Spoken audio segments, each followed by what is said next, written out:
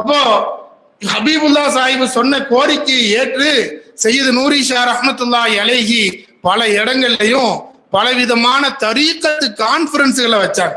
யாரும் கேள்வி கேளுங்க, தரீக்கா விஷயத்துல என்ன சந்தேகம் இருந்தாலும் கேளுங்க. அல்லாஹ்வுடைய ஃபضلனால என்னுடைய பாட்டனார் கௌசுல் ஆலம் முஹியத்தீன் அப்துல் காதர் ஜீலானி ரலியல்லாஹு அன்ஹு அவர்களுடைய பரக்கத்தினால், என்னுடைய ஷேகுமார்கள் எனக்கு கற்றுத்தந்த ஞானத்தினுடைய பரக்கத்தினால் நான் சொல்கிறேன்.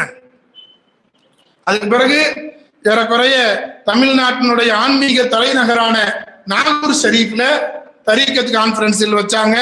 வாலாஜா பள்ளிவாசல் மெட்ராஸ்ல அங்க தரீக்கத் கான்ஃபரன்ஸ் நடந்துச்சு. மஸ்ஜிதே மாமூர்ல கூட்டங்கள் வச்சாங்க. மன்னடி ஈதுகா பள்ளிவாசல்ல கூட்டங்கள் வச்சாங்க. கேரளாவிலே தலச்சேரியிலே தரீக்கத் கான்ஃபரன்ஸ் வச்சாங்க.